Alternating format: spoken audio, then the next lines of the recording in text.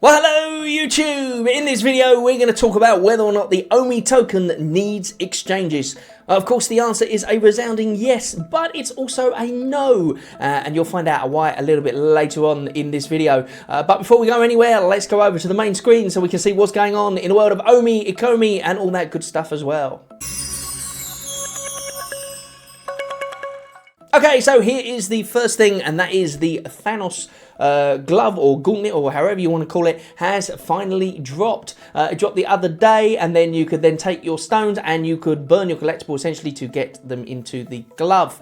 Now lots of people did it, which was great, and it went very smoothly from what I could gather. A few people said that there wasn't any kind of animation. They expected an animation on that, and I kind of understand why. It would have been nice to have an animation, but Veve don't really go down the animation route. We spoke a little bit on Jordan Riz. If you go to his channel or leave it in the comments box below, or the description box, shall we say, in his channel. And I did around the Ecomi Verse the other day, so I was privileged to be invited onto that. So I did that for a couple of hours the other day, which was a nice way to spend away the night. So if you haven't gone and watched that yet, then feel free to do that. There was a few other ones on there. There was Queen Veve, there was Jordan himself, I believe there was Crypto Rain, Doctor of Stuff even, let's get that right, myself, and I think a few people popped in here and there. I can't remember anyone else. So therefore, if you haven't got to see that yet, then make sure you go there. I will leave it in the description below so you can go and check it out. But anyway, yeah, we were talking about Cryptoys as well, because Cryptoys has just come out, and they've got a really cool thing where you open up the box and you see in the plastic, and it just brings you back to the memories. And Veve doesn't have any of that, unfortunately. But you know, it would have been nice to do something for that for the gauntlet. But I think a lot of people were just happy with the gauntlet anyway. But the thing is, should you be happy with the gauntlet or not? Because it seems that the price for the gauntlet has not been what people expected. As you can see from Veve India here, it said the current cost of crafting was 1.5k. So I guess that's if you bought all those bits then. But what you got to remember is a lot of people bought them way back, and a lot of people got them on the drop as well. So if you manage to get them on the drop, it's a bit of a different story. But the Secret Rare Gauntlet floor is currently 375. And then remember, you get the airdrop of the ultra rare plus the secret rare. Thanos floor is going to be, well, then it's got to be 1.2k, as he says there, in order for it to be any good. So you know, let me know in the comments below what you think, but I personally don't think the gauntlet was worth it unless they are going to be massively high floors, but we shall see. Okay, so next up we have this. This is Callum Upton. Now, I'm actually subscribed to him, so I've seen his videos coming out, and he just recently released one about Veve, which I believe Cavell did a reaction video to, where he was basically just laughing constantly. But if you haven't seen that, then feel free to go and check out Cavell's channel. Now, the reason we're bringing him up is because he was on Vevevolt's stream the other day, and he was talking about a video that he's got a lot of things, secrets or whatever, to reveal about Veve that people aren't going to know of, and it's interesting because will we know? I don't know. He's got a lot of followers, Callum. He does a lot of deep dives into metaverses and scams on crypto and that kind of thing. So if you haven't followed him, then feel free to follow him in the comments. But yeah, I've got a few things to say about his thing. Now, he did this whole video, this is 24 minutes, and it was basically bashing Veve, and it was bashing the metaverse, and it was bashing the way they set up the stuff, the presentation, and all that kind of thing, and yeah, just in general. Now, the thing you got to remember is that the way they set it up was not for the cameras. So because he said something about, well, why didn't they stream the Veveverse into the camera, essentially, into the stream, so that way people could see it working, etc., rather than just putting the camera on the screen. Well, there's a few reasons for that, probably. Firstly is that they don't know what the technology is going to be when they book these rooms out, these, you know, these decon or whatever it is, these trade show rooms, and normally you have to pay extra for certain things you want, or you have to tell them exactly what you need before you do it, and then they supply you with equipment that you need, etc., and sometimes they can't supply you with everything. Maybe you don't have good Wi-Fi and stuff like that. So I've got a feeling that literally it was like a last minute thought, okay, let's just put a camera on it so that anyone in the Veve fam at home can actually see what's going on. And that whole presentation wasn't really designed to be done on camera. It was designed to be done for the audience of Veve fam who were in the audience. And you can tell that from the way that they address the audience all the time, and they're talking to them, and that's what the TV screens were for, because obviously the audience in the audience cannot see a stream of the thing into the platform anyway. And it was done on Twitter. And the reason he said as well, he said, oh, well, why wasn't it done properly, or why are they still got that up? The reason they've still got that up is purely because of the fact that it is for the VV fam. It's not to be an edited, cut down thing. It's literally just from the start as it was. They just happened to have somebody sitting in front of the camera. They probably weren't even paying attention to the camera at the start because of the fact that they were preparing all of the presentation. So I can kind of give them a little bit of leeway there on the fact that they were trying to prepare the presentation and get that right, rather than focus on the camera that was simply there just like, just like somebody videoing a wedding or something for someone else. The camera work's not going to be perfect, is it? And you're not going to see everything because they're going to be busy watching the thing themselves. So, is that kind of filter it is what I got the idea of. So I guess you could say, well, they could have set up a proper, an OBS system or something that then they plug the camera into and blah, blah, blah. And he's saying, well, if they don't know how to do this, how are they going to do a metaverse? Well, that's not really true, because there's a lot of things that other people know that you don't necessarily need to know in order to do certain other things. So therefore, to say that is the case, and therefore they're unprofessional because of that, is a bit of a stretch, in my opinion. But, let me know what you think in the comments of that.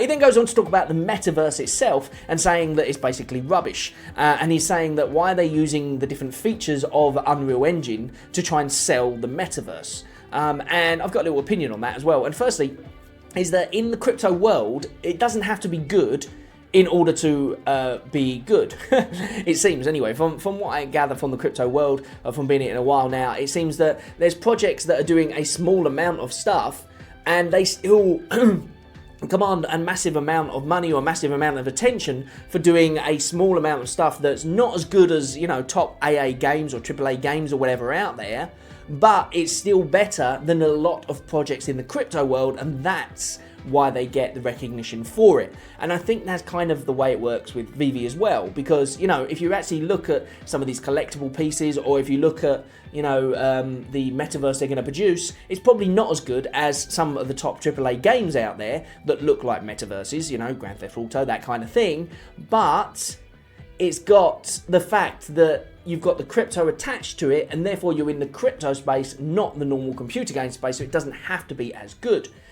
Also, one of the big things about that, and that is that the actual crypto space itself doesn't know a lot about metaverses and gaming and such, as much as the people who play those games at all. Obviously, we've got gamers in there, there's people that know about it. There's a lot of people that don't, because they're not interested in that kind of stuff, but they're interested in investing something that they think that other people might be invested in.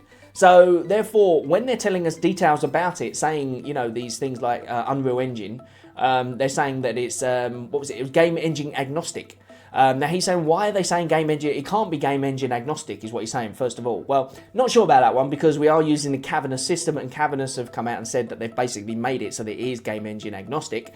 And he's saying, well, why are they using that feature as a sales point for the metaverse? Well, the reason is because they're basically taking these white label products and they're putting them in and making a metaverse with it. And it doesn't matter that those features are part of it. If you're selling something, you're going to tell people the features, and those features are not something that stands out, but they are something that stand out in your mind when you're thinking about whether or not you're going to be happy to be in this situation. For instance, the game engine agnostic thing to you to him is just, well, what's the point of saying that? Because it doesn't make sense. It could be Unreal Engine, or it's got to be on your mobile phone or whatever.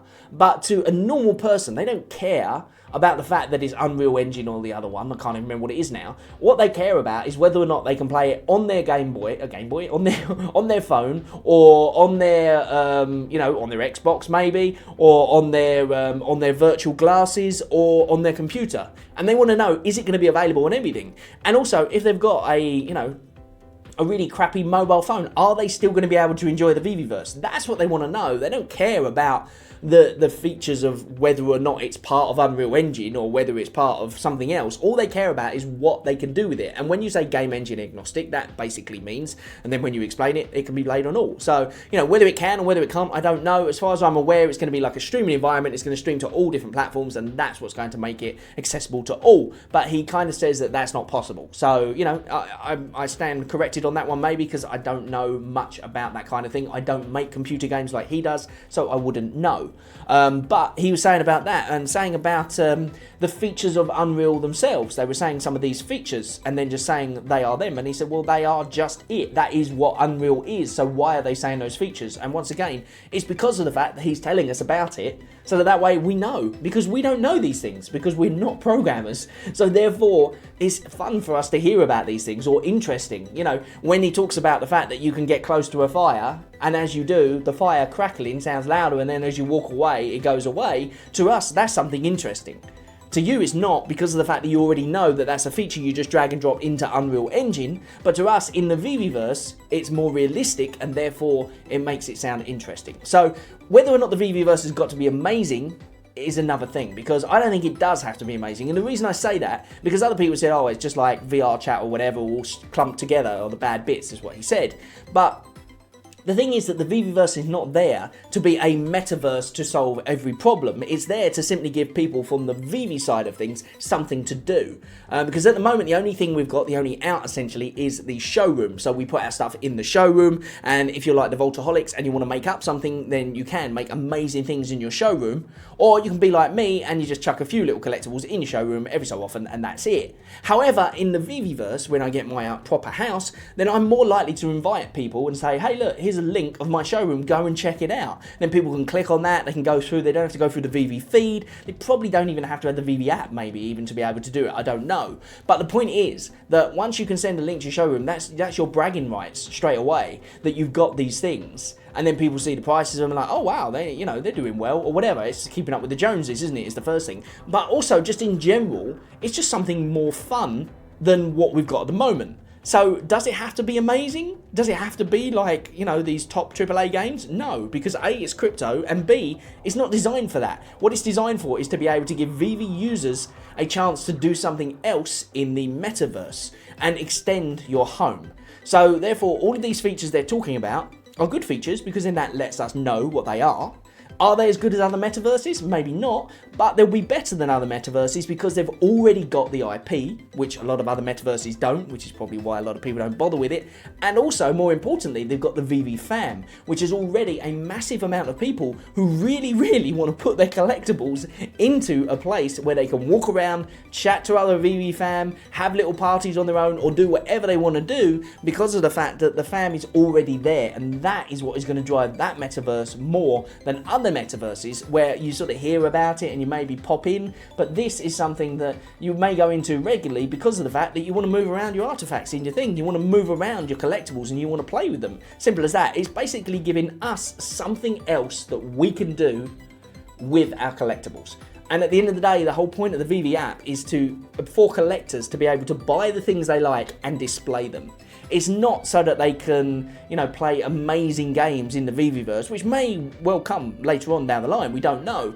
But the whole point really is to get your collectible and put it in somewhere that you can play around with it and do something with it. And to get other NFTs and bring them in as well and put them on your walls and show other people and that kind of thing. And that's what I think was sort of missing in his video. He was looking at the structure of it and how it is in terms of, is it better than this? Is it better than that? Does it have this? Does it have that? No, it probably doesn't have those things, but it doesn't need those things because of the fact that the Veveverse is for the Veve fam and the people who are into collectibles and into Veve. And it can only enhance what we're doing at the moment, or what they're doing at the moment, shall I say, and it can only enhance people's perception of Veve as well. Because even they go, oh, the metaverse is rubbish, the whole point is that you can put your collectibles in there. Now, whether or not it's literally just an engine that you drag and drop into a white label thing, it doesn't matter.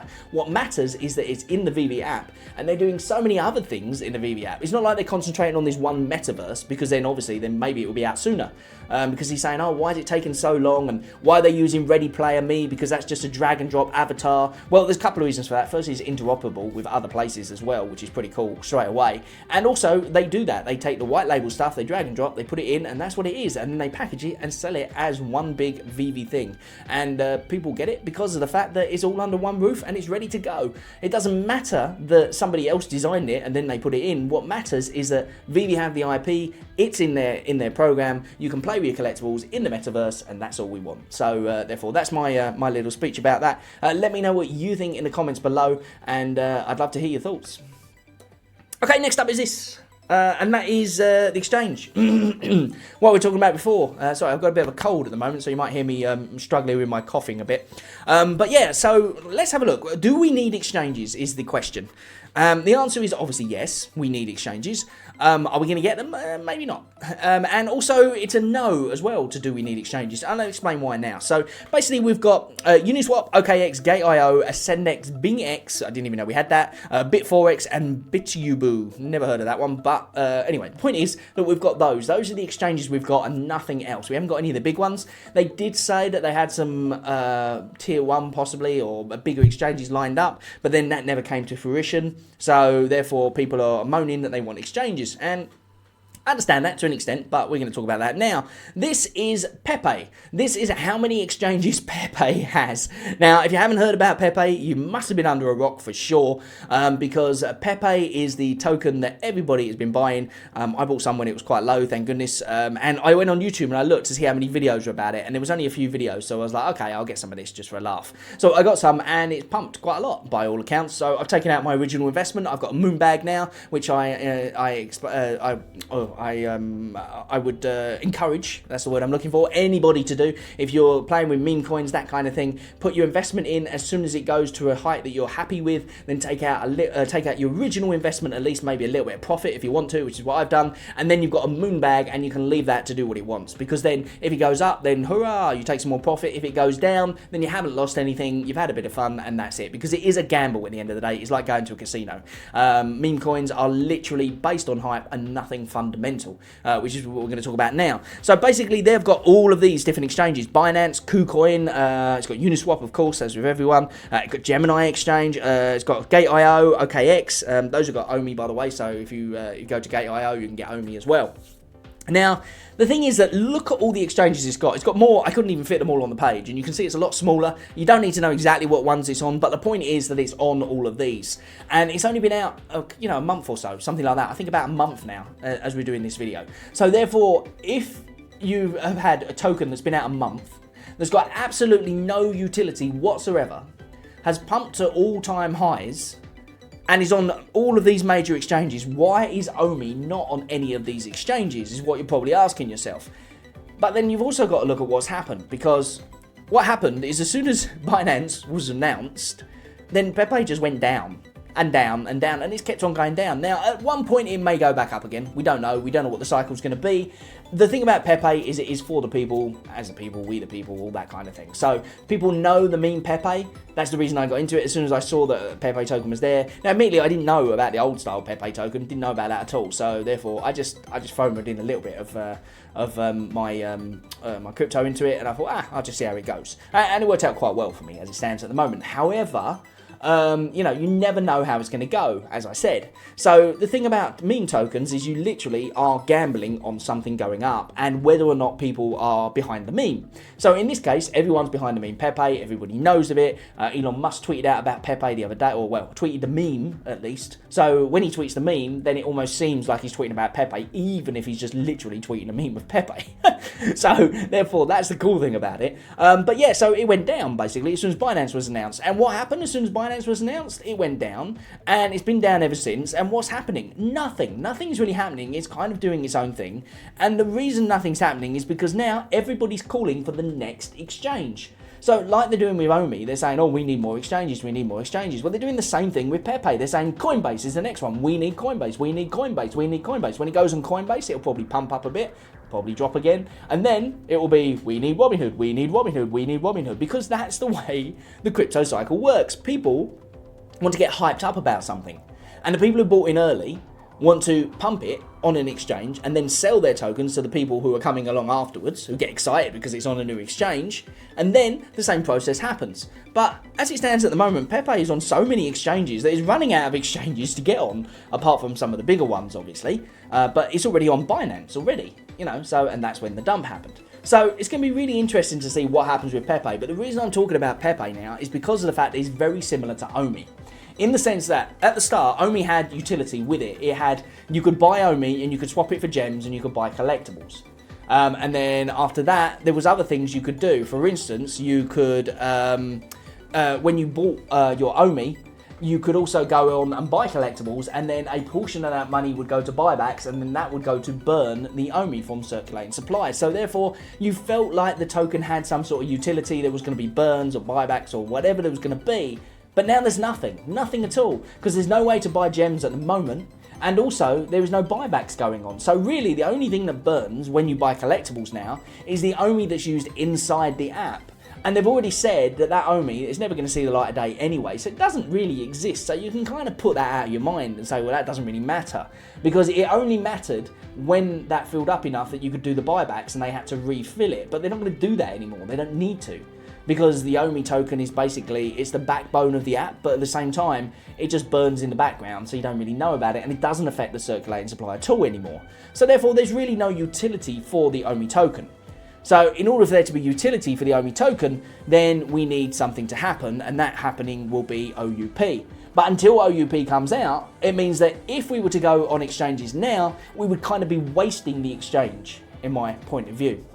I'm sorry if you can hear that random person who's just started lawnmowering outside my house. So therefore, but anyway, I digress. So therefore, yeah, basically, if we were to go on exchanges now, it would be a complete and utter waste of time, in my view, which is why I believe they're waiting. Now, I think that we're actually going to get OMI in the app before we actually go on exchanges even. And I think that would be a great thing, because that gives utility to the token straight away. It means that they will start putting up rewards for people using the OMI token, which in turn will burn from circulating supply. So that's a good thing as well. And then when it goes on exchanges, it won't be just a case of, oh, it's going to pump up and then it's going to dump. It'll be a case of there is a demand for the token. People will be wanting the token, whether it be to use in the metaverse, whether it be to use in you know, the OMI app itself, or whether it to be to use in any of those places. People will want the token rather than just, like Pepe, just buying it because it's a meme and hoping it goes up, and that's it. So that's my thoughts on it. Let me know what you think in the comments. I think that's it for me today. Thank you very much for joining me. As always, don't take it as financial advice, because crypto goes up, it can make you loads of money, or it can go down, and you can lose everything, including your shirt. Oh, talking of shirts, just so you know, if you haven't been to the site, omihomiesmerch.com, I've got the new Veve logo shirts on there now. I've got them in red, gold, blue, and we've got the Veve silver and gold logo as well, and these are all the new Veve logo with Veve in the corner over there. So therefore, if you want one of those, go and grab one. It's all done through Amazon, so if you don't like it, you can just send it back and do what you like, basically, because it's all done with Amazon Prime if you've got it. So you get it super quick, and you get it you know, nice good quality as well. So yeah, anyway, thanks very much, and I'll see you on the next one. Bye bye for now.